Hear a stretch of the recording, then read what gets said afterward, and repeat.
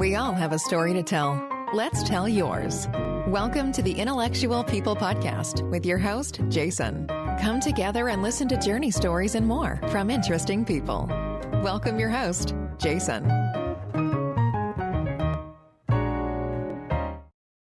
Welcome to the Intellectual People Podcast. Today I have Brian Fitzgerald, who is the CEO of Tinkergarten. How are you doing today, Brian? I'm doing well. Good to be here, Jason. Thanks for coming. Brian, what is Tinkergarten? So Tinkergarten is an outdoor program where kids learn through play. And the best way that you can see us showing up in the world is to step outside into your local park or green space. And chances are you might bump into a group of kids who are out there playing with, parents and other families. And there might be a person in the middle there. We call them the Tinkergarten leaders. So we have this network of teachers, effectively, who teach classes in parks nationwide. And we do that in all 50 states, in green spaces, big, small. We have a very broad definition of what a green space can look like. It's not always a beautiful national park. It can be a parking lot, a stoop, a small patch of grass, anywhere that kind of gets families outside and enjoying themselves and learning. Since we all have grown up at some point in a park, did this idea originate when you were a little kid? I think in some ways it did. Okay. There were probably germs of this idea in my brain when I was, like many of us who grew up, a generation ago. Our parents would just kick us out the doors in the morning and say, go play, right? And that was it. You had a neighborhood, if you grew up in a city or a rural area, you had space, and you would go outside, and you would go outside for hours, and you would just be there. And I love that time. I mean, that time was freedom to me. That time was exploration. That was, a healthy bit of trying and failing and taking some risks that my parents probably wouldn't have loved, but we had a great time, and I think all the while it made me maybe show up better in the world as a result of having some of that experience. And so, I do think when my wife and I, Megan, when we kind of conceived of this concept, Tinkergarten, together, it was those kinds of memories that we thought about. Kind of bringing back to families. How long ago did your wife and yourself come up with the concept? So, believe it or not, this was a concept that we had started to sketch together after we were married, but before we had kids. So I have 3 kids now, an 11-year-old and a 9-year-old and a 7-year-old. But Tinkergarten started before the 11-year-old was born. We were, just by way of background, my wife is an educator. So she was a classroom teacher, a curriculum developer, and a school principal in California, New York, Massachusetts. So, kind of had been around and had been in schools a lot. And I shared a passion for education as well, but I kind of backed into it in a different way through education technology.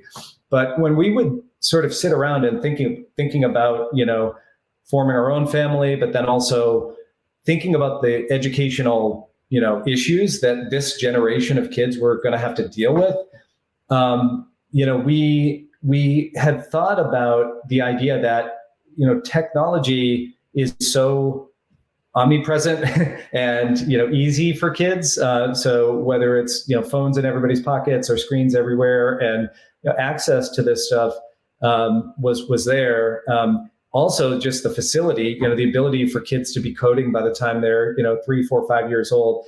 We imagined a world in which if you're growing up in those ways, the problems of the previous generation, not having access to technology or not being able to learn it, et cetera, wouldn't be the problem of this generation. But maybe the problem of this generation would be, how do I interact with people in the real world? How do I connect to a planet and an Earth that we need to save? And how do I, learn how to navigate in a situation where I might be changing jobs every 6 months or working on remote teams with people all across the world?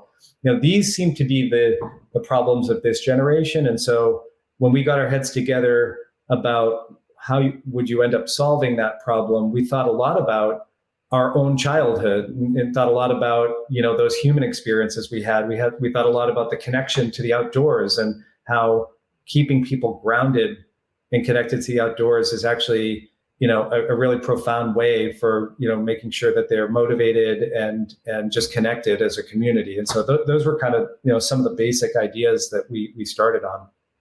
Tinkergarten is a franchise, correct? So it's actually technically not a franchise. In some ways, it's we draw some analogs from franchise businesses. Okay. But think about Tinkergarten as a technology-enabled service, right? So we have a technology platform that enables a network of independent teachers to be able to utilize our curriculum, utilize our Okay. platform in order to run these classes all around the country. Are all the teachers licensed teachers in their states? So they're actually not, and it's very importantly actually not a criteria to be a Tinkergarten leader. So you don't have to have a teaching credential. You don't have to be a classroom teacher. About 85% of the people who are Tinkergarten teachers have teaching experience, some kind of teaching experience, but we don't have a specific bar or a specific credential. You really, the kinds of criteria we look for are to make sure that you can, that you care about the outdoors and you care about being able to connect well with children, as well as with grownups, because there's also a very important component of our program, which is really helping to coach and train parents on how to interact with their kids so that their kids can do better learning. We have a kind of a theory that parents are the best teachers in a kid's life. And we actually really spend a lot of time with our curriculum to make sure that we support parents in their journey. Are the Tinkergarten teachers then fully background checked? Oh, they are, yes. So we've got a 7-step process when somebody applies to become a leader. And anybody can go to tinkergarten.com and apply to become a leader. That's one of the ways that you can get involved in our movement and our community. And so when you come and you apply, we take you through a series of steps in order to do that. And those steps, involve meeting another leader and having a conversation like you and I are having now. You also, have a step where you demonstrate, the way that you would interact with one of our activities and, with kids. And so you shoot a little video for us. But, yes, beyond that, I mean, certainly everybody's background checked and so, these are safe environments. By the way, all the parents are with them. So there are, far more grownups, in the circle in that park as there are kids. And so there's a lot of supportive, parental community with the actual teacher there as well. Brian, would you walk us through an actual activity, if you would, that the leader would do with your children? Sure. Yeah. So, here's an example of an activity. We've got an activity all about making mud faces. And so you might be out in a park, after a rainy day and there's mud on the ground. And, if you're like me, and a lot of parents who are out there, your first kind of instinct in your brain is like, oh no, hang on, don't get dirty. Like, wait a second, the rug, the floor, I'm going to have to clean when you get home. But the reality of that is that's such a grown-up, inhibition. What the kid really wants to do is actually dive into the mud and roll around, right? Mm-hmm. And by the way, there's a ton of education research around this stuff, and that sensory development, and the more that you can get kids, and by the way, we're talking about kids that are 2, 3, 4 years old, right? Very young kids. When you're developing sensory systems at that age, you're actually heightening the awareness of all the senses, and senses are how we learn. And so when your sensory system, across the board is accentuated and exercised, if you will, right? You're actually able to absorb and learn, new things. And so it's our expressed desire to want you to get your hands dirty and muddy. And it's okay if you get your shirt dirty because you can just throw it in the wash, right? So mud faces might be an example of this, where you gather around. There's a ritual by which you might make some mud together and combine dirt and water and kind of make that mud together, and then go off and find other natural materials. So you might find leaves that have fallen, or sticks, or little acorns. Maybe if you're on the beach, you have seashells, and because we do these classes everywhere, the geography is always different, the natural materials are always different, which is why when you look at our Facebook or Instagram feed, you see all these interesting photographs of people doing these Tinkergarten activities, and they all look very different because they're in different geographies.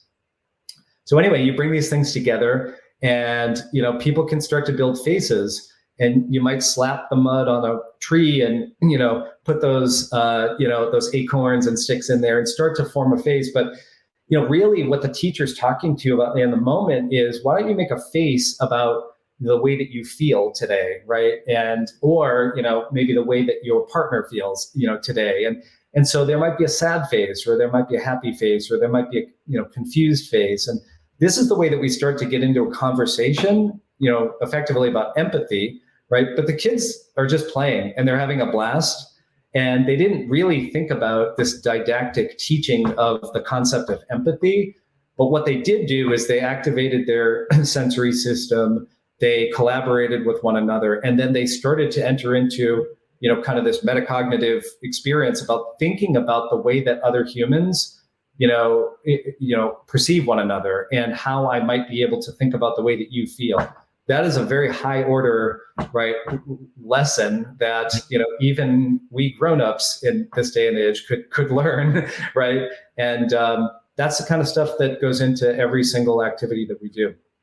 Interesting. Is there any connection of Tinkergarten, because mental health is so important for our young generation, and even everybody really, right? Let's be honest here. Yeah. That Tinkergarten bringing in mental health experts to also be around the children and the parents, and also help them as a group?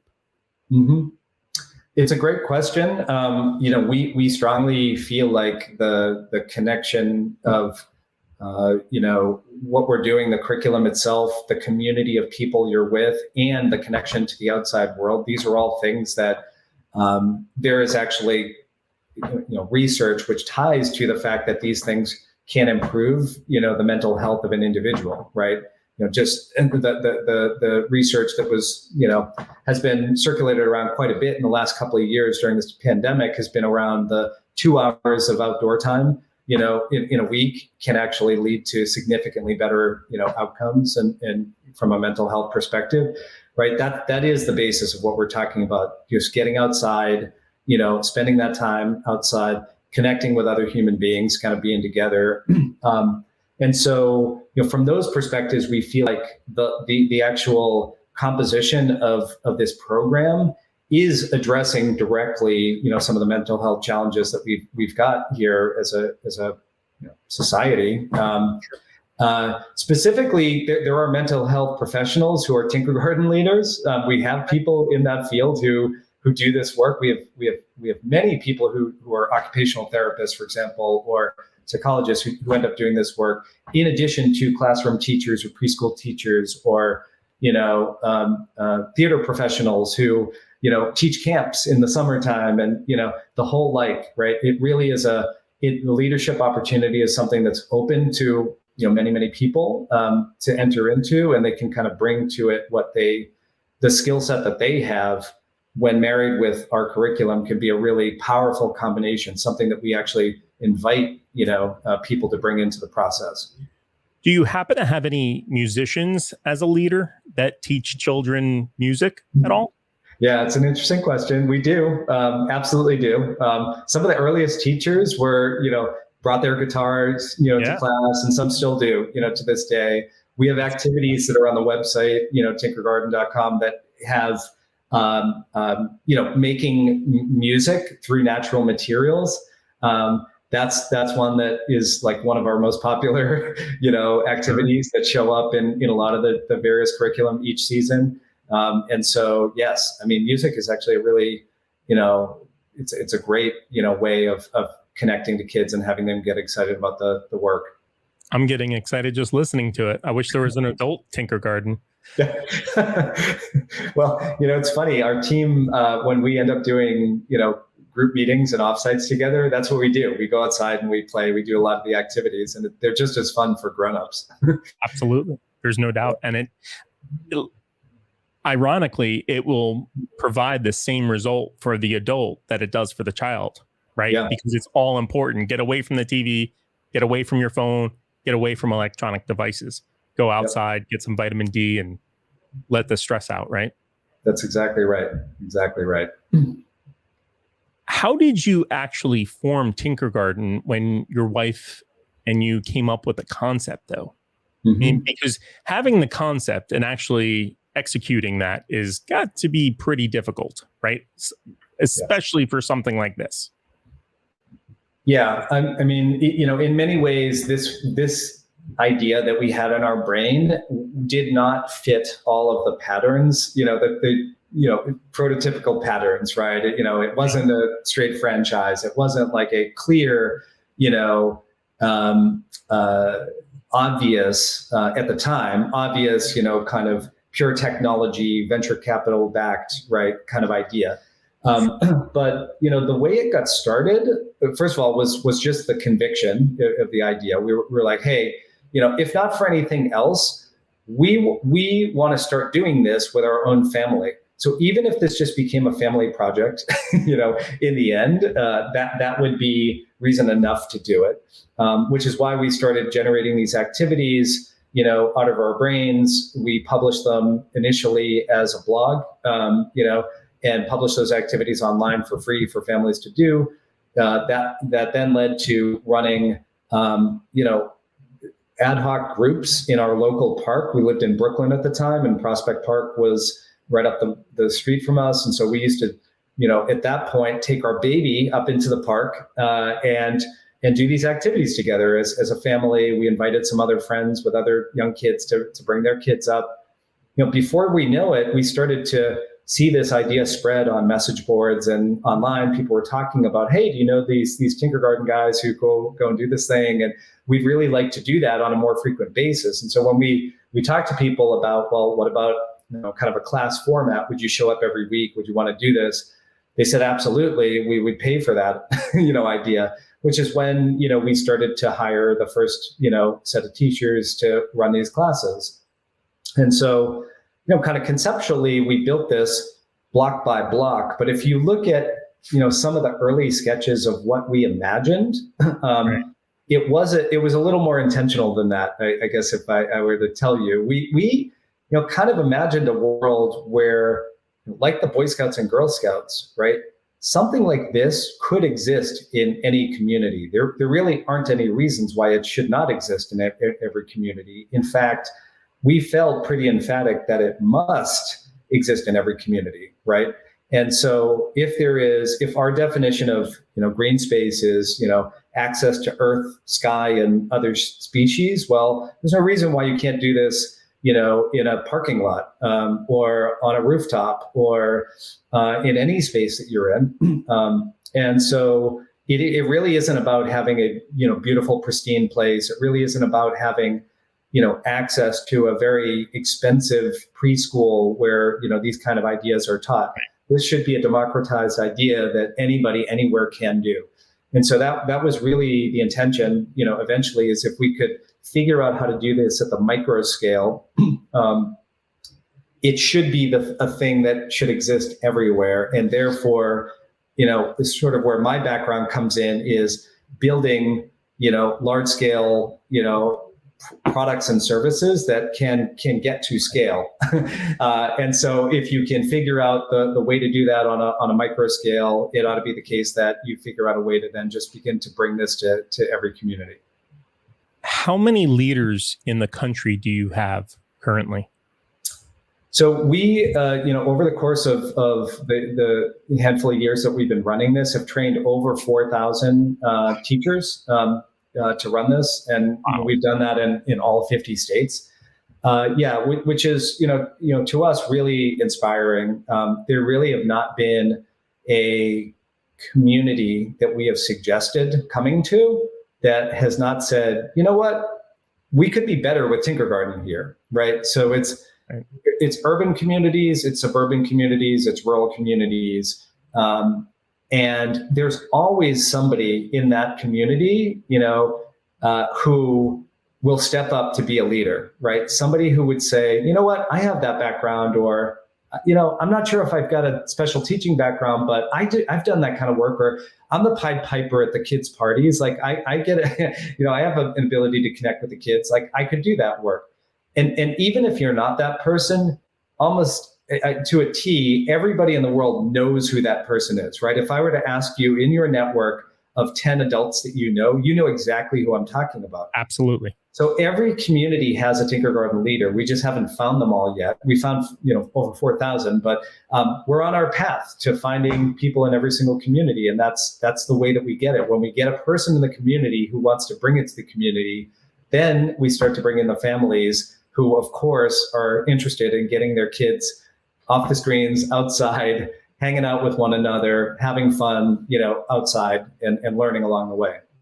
Brian, are you saying that if somebody, say in my community here in Central Florida, wanted to do this, they would contact Tinkergarten.com, say, I want to be a leader in this area, and then you automatically, once they go through the background check and all that other stuff, you enable that to happen? Yeah, that's exactly right. Simple? So it's a matter of you raising your hand, saying you're interested in doing this. You run through our process, so you learn more about what it takes to do this and the commitment and so forth. By the way, these people are compensated, so you earn money for every class that you run, and you earn more money based on people are running multiple classes. So if you want to run multiple classes, you can earn more money. And in doing so, we learn more about you. And so if it feels like it's a fit after that, we end up welcoming you to become a Tinkergarten leader. At that point, you get some pretty rigorous training from us. And so all our training, this is where our technology comes in, right? We find, we vet, we train people all online. And so there's both asynchronous and synchronous training that you end up running through over the course of several weeks at the beginning. You're in a cohort of new leaders, and so people from all around the country who are also learning with you. You get connected in with the pre-existing leaders, so you have coaches and mentors of people who've done this before. And before you know it, you're out, putting out your shingle saying, hey, I'm going to run my first class. And so we sort of help you every step of the way.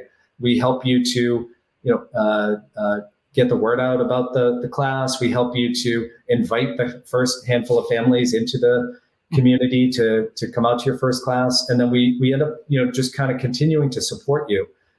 We make sure that you've got, the requisite materials to kind of facilitate the class. As long as you're going to continue to be active on a monthly basis, we continue to support you with continuous training, kind of community, everything you need to run these classes. Very cool. Brian, if you would, give me the low side and the high side of the average leader, how many events they do a week or a month. Yeah, I mean, leaders can run a single class at a time. It's really up to them. So it's a flexible work, in that they can make it as big as small as they want to. So at the low end, you're running one class every single season. So there are 4 seasons of Tinkergarten: winter, spring, summer, fall. And there's an educational theme for each of those. So we have 8 core skills, which we end up organizing around each season. And so the program itself, you can think about it having kind of a 2-year life cycle. And so a 2-year-old to a 3-year-old to a 4-year-old goes through that. And then once you're 4 years old, you go back again and you start to, take a concept like creativity, that what you're doing, as a 2-year-old, when you start to revisit creativity as a 5-year-old, you can bring so much more to it, right? And so there's a continuous nature to the program. But yeah, at the basic level, a leader would run, one class in their community each season, and that basically meets once a week for about an hour in a park. And at the high level, we have people who run 10 classes at a time. Wow. They basically fill up a schedule throughout the week. They run classes mornings, afternoons, during nap times, so accessible for everybody. Sure. They run classes during the week. They run classes on the weekends for working parents. So it's a program that can really flex, depending on what the family situation is. And what's the Tinkergarten recommended leader to students, if you want to call them that, ratio? Yeah, great question. So we keep the class sizes really small. We cap them at 15. And so, these groupings, you sort of think about it like a dozen or so, people, plus or minus, who are kind of out there in the park together.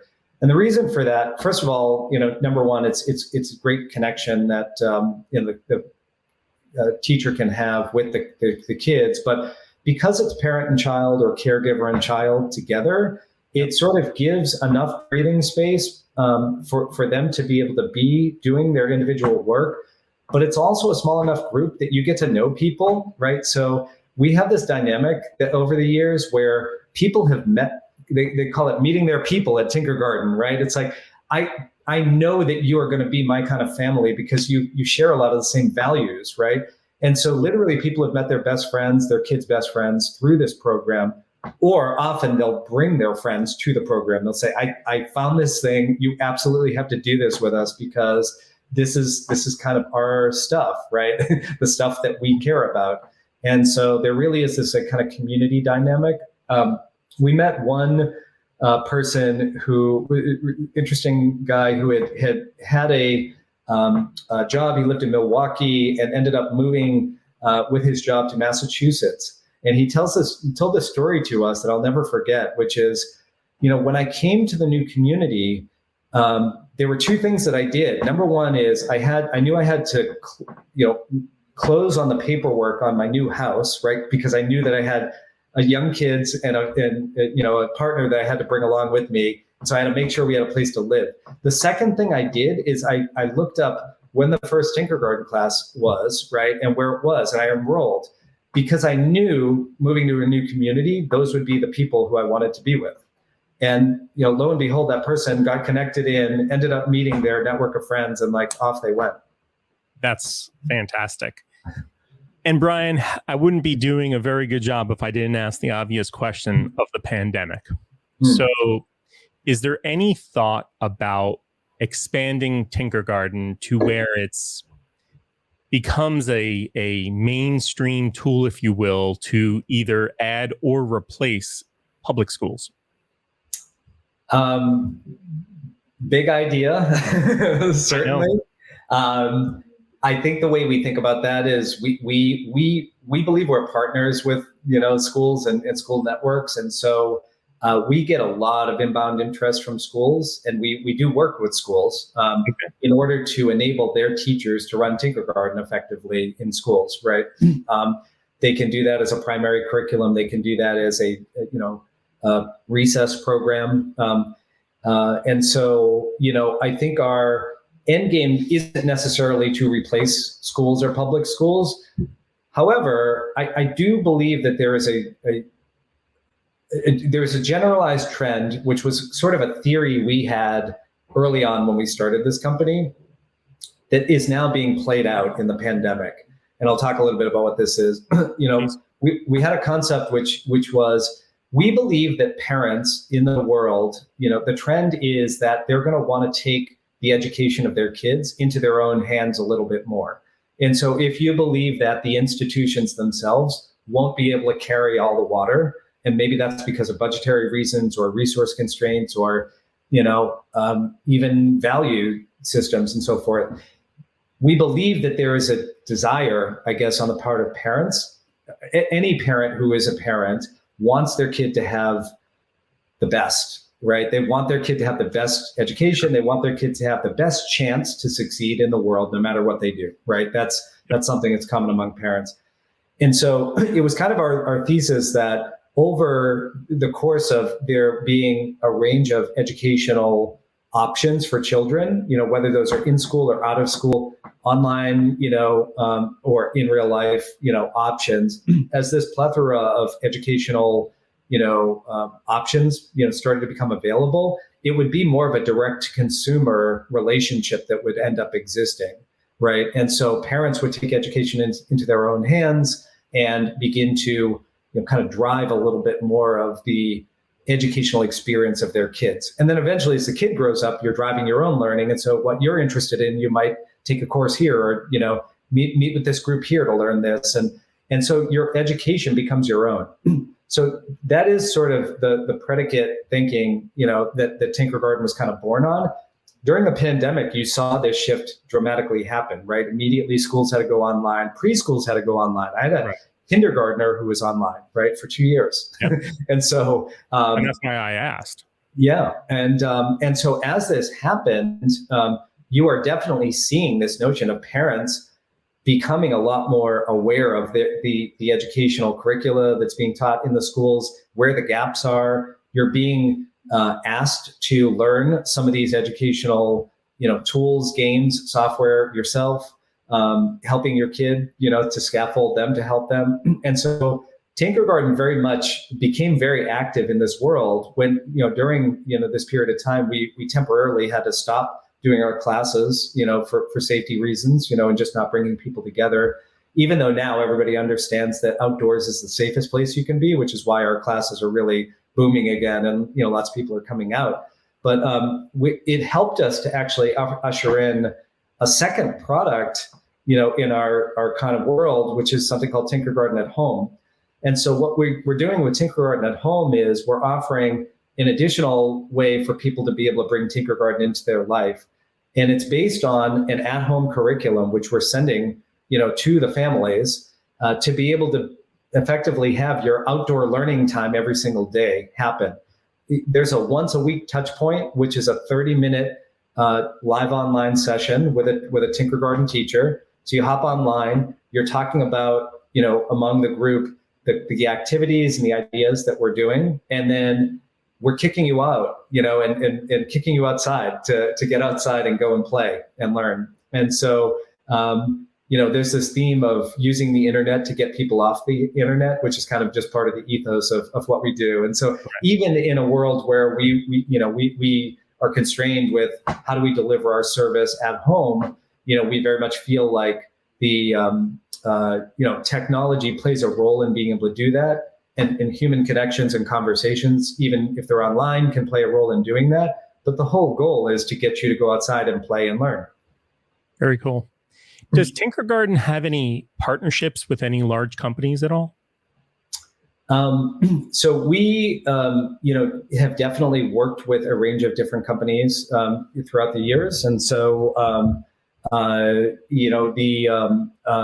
we've worked, with schools, for example, in institutions there.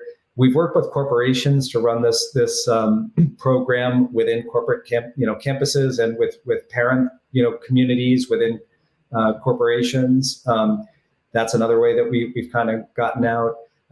We do a range of different partnerships with partners who have families who value the outdoors.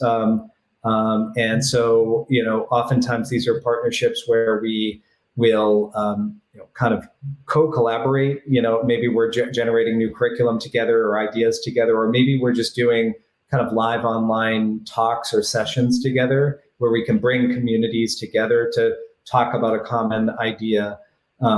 So, these are the sort of the nature of how we end up partnering. Whether it's bringing Tinkergarten into larger institutions at a more systematic level, or whether it's helping to find new families through these like collaborations. And is Tinkergarten looking for any sort of financial backing at all at this point? So we have been really fortunate, I think, to be financially backed by some amazing investors, and so historically we have I think utilized the capital in really effective way to be able to start to grow this network, and in return on that capital. And so to me it's really a matter of growth and bringing this to more and more people in new and different ways. And so Even though we're not out fundraising right now for more capital, you always sort of keep your ideas open in terms of what could be ways that you would end up growing, maybe to more people or more quickly as a result of it. So if somebody's watching and they're interested, they should reach out to you and contact you. Sure. I talk to folks all the time who may be interested in the company, and, absolutely welcome those conversations. Okay. Yeah. Brian, is there anything that I haven't asked that I should have or that you would like to share? I mean, we're covering a lot of territory, and I really like the conversation. I like the fact that we've been able to, talk about the community, building and the kind of grassroots nature of what we're doing. I love that we've been able to, talk about the leaders themselves and the amazing work that they're doing. And by the way, I mean, go to the website, Tingkergarten.com, check out the profiles of these people. There are photographs and videos of some of these leaders. If you go to Instagram or you go to Facebook, you will see Tinkergarten leaders in action. You will know these people. If you don't know them directly, you will get a sense for who they are. They are really amazing people who they're doing this work because they love the purpose of it, right? And so to me, one of the sort of the most rewarding things that this has really, had, and I've had a lot of experiences over my career in growing online communities and scaling large products to hundreds of millions of people. But I've never had an experience like Tinkergarten, which is so special in that the human connections that have been formed through this movement and through this network are on a different level in terms of the importance in people's lives. The range of stories that end up coming back about the way that the program's affected people's parenting, and the way that they think about parenting, or their kids and the way that kids got inspired, this way. That is one thing that I'd love to be able to leave people who are viewing this or listening to this with, which is it really is about these human connections and being able to help these kids in this next generation to be able to just live a better life. That's exactly what this is about. And it is about the access. It's about making sure that every kid can do this, right? So you don't have to have a special access to a special kind of preschool to do this, right? You can do it anywhere in your community at a very, reasonable price and cost. And, and if you don't have $1 to spare, you can take the activities on the website and do them for free. Just get out there with your kids, get out there with your community, spread the word a little bit. We're always welcoming to goodwill. If you can talk to people about Tinkergarten, tell people about Tinkergarten, that's always really helpful for us because it just spreads the mission. Wonderful message. Thank you so much, Brian. I do appreciate it. I encourage everybody to go to www.tinkergarten.com and check them out. Bring your kid, go get outside, right? Exactly. Yeah. We really appreciate it, Jason. Thanks. This has been a really fun conversation. I appreciate it. Thank you. Bye-bye. All right. Take care.